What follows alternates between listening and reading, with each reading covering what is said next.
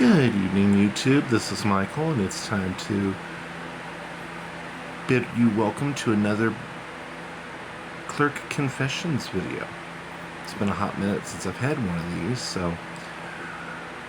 and I just want to talk about a couple of things that I've noticed lately that, as a lottery clerk, just the best way I can put it is, it irks me. It's a breach of counter etiquette, etc. And it's things that I want to talk about that, maybe you inadvertently do, and,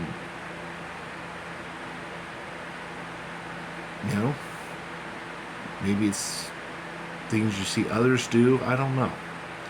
But I know they irritate me as a clerk. And I'm pretty sure that most clerks are going to feel fairly similar. So, let's get to it. And the first thing I want to talk about is line hogging. Okay? You've probably seen it at your lottery counter.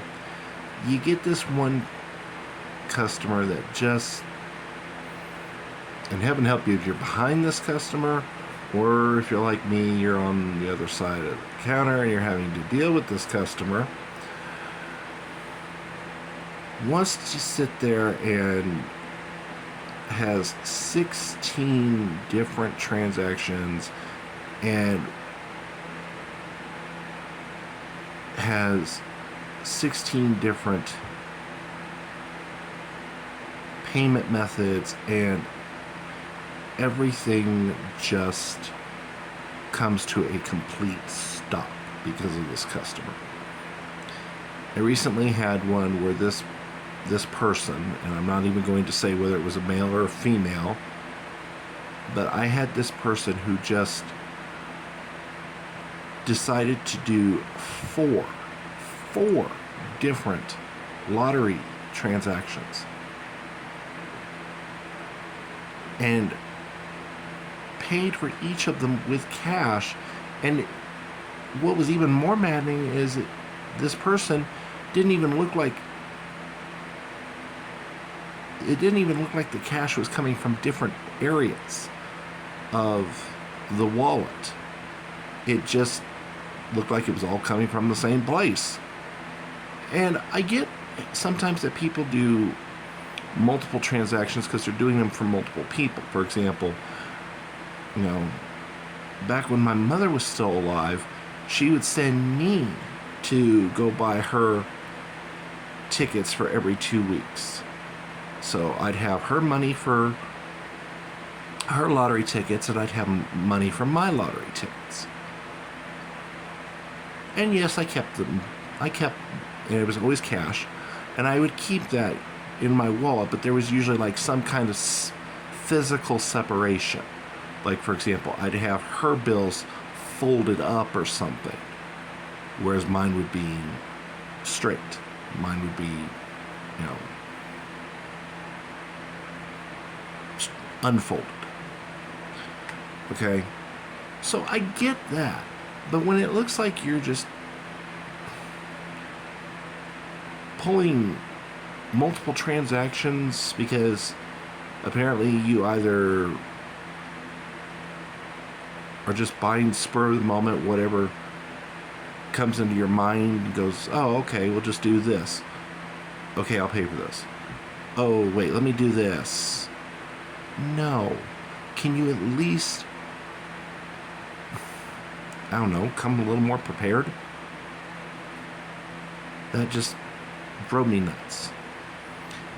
And like I said, the bad part is when the line behind this customer just builds and builds and builds, and there's nothing you can do.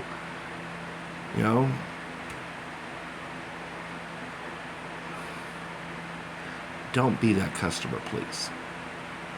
If you're doing multiple transactions, at least have the courtesy to let your clerk know, hey, I'm doing multiple transactions. For whatever reason. You don't have to disclose the reason necessarily, but just be kind enough to say to your clerk, hey, I have multiple transactions, I'm going to be a minute. Then everybody's in a little better mood, and at least your clerk will know, okay, this is going to take a little bit. Okay, on a similar note, if you are one of those people that, thinks it's cool to, you purchase your scratch tickets, if you are one of those people who thinks it's cool to buy your scratch tickets and immediately hand them back to the clerk to check them for you, make sure there's not somebody else in line. Please. Please, please, please. I recently was on my break at work. I don't even think I was buying the lottery. I just happened to get behind a person who did this. And I'm like, come on, dude. He did this 3 straight times, which kind of held my fellow clerk hostage. And it's like, no. Buy your tickets. There are ticket checkers at both ends of the counter. You can go down to the lottery machine, blah, blah, blah. Read the room. You are not the only person here.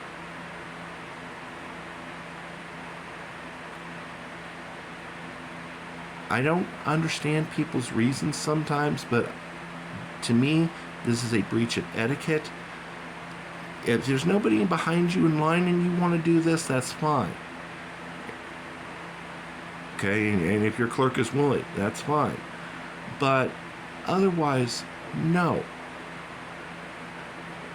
Either use one of the ticket checkers at the ends of the counter, or check them at the vending machine, check them using your app, whatever.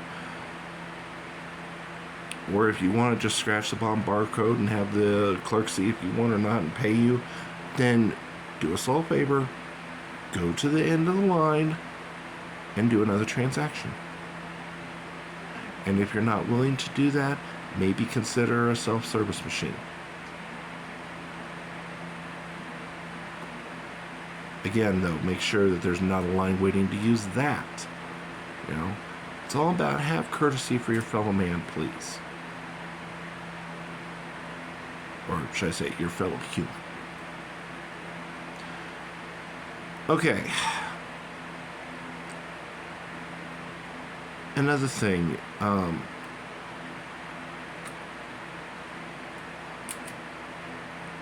when you ask us if we can do certain things like type in your numbers or whatnot, at my employer, they request that you fill out the play slips because they don't want to be responsible for a clerk mistyping a number, and that's a reasonable request. Okay? So please don't cop an attitude if we ask you to please use a play slip that we really are not supposed to type in your numbers for you.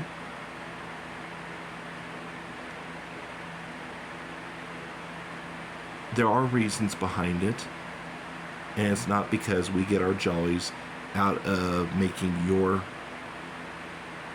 experience more inconvenient. We don't. At least most of us do not. I know I don't. Okay? But it's not worth us getting in trouble. It's not worth you getting mad if, God forbid, something goes wrong, so on and so forth. I know I've said this in a past video, but I'm going to say it again. Please, please, please. When the Powerball was recently $1 billion, okay? And we had a lot of first time or only once every 5-year type players, okay? Please, please, please take a few moments and at least educate yourself on how the game is played. Okay? It's all right to just come up to the counter and say, I want, 5 Powerball quick picks. Just know that there are options in most states, and that the clerk will ask you questions. At least have a passing knowledge of what the options are. At the very least, make yourself aware that in most states, California, to my knowledge, is the only exception. There are options, add-on options. So, at the very least, be aware that there are these options. If you don't want to take the time to research what those options are, you don't care, you just want a shot at the big money, it's okay to say, just give me 5 plain Powerball quick picks, no options. Great. Okay? It is okay if the clerk asks you, well, do you want power play and or double play? If your state offers double play as an option, like Colorado does. It's okay to say, I don't know what those are, I just want 5 plain Powerball. Great.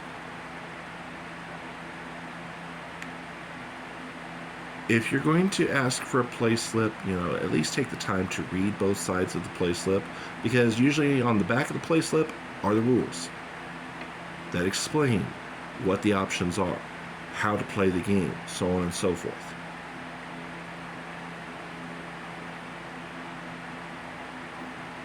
Okay? I realize that not every clerk is as knowledgeable with lottery games as I am. Okay? In this era of smartphones and whatnot, though, it does not take that much time to look at to look it up in your phone. Rules of Powerball, rules of Mega Millions, rules of Millionaire for Life, or whatever your state lottery game is. For example, in Florida, Fantasy 5. I think New Mexico has Roadrunner Cash, so on and so forth. Colorado, we have Pick 3, Cash 5.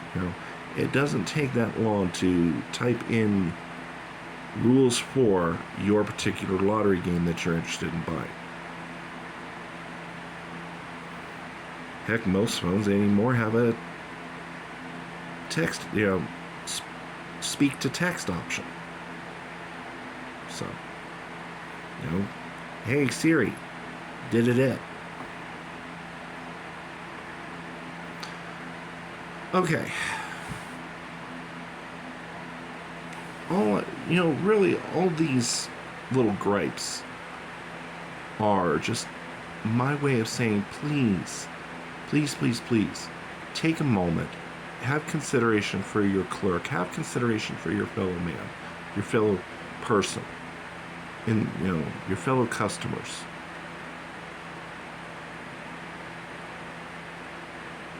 That's really all it takes to make the world just a tiny bit better. There's one other thing I wanted to pass along that I personally learned this week. And admittedly, this is just a Colorado thing. So, for my Colorado audience, I learned something new this week, and that's because I had the fortune of winning $200 on a $3 crossword ticket. You probably have already seen that show up in my posts. And just for giggles, I decided to scan it at the machine to see what the machine would say. And I fully expected the machine to say, congratulations, you won $200. Please take it to your clerk to redeem and validate, validate and redeem your winnings. No, it didn't say that. It actually would have let me turn it into credits at the machine.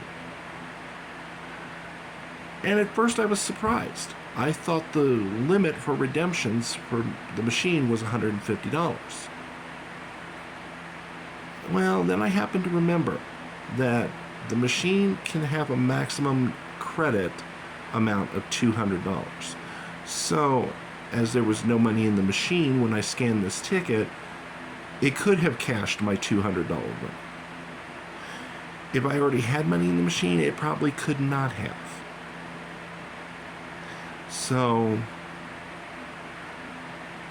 if you're a Colorado player, I would just stick with this rule. If it's 150 or less, you can cash it at the machine if you wish and you want to turn it into credits.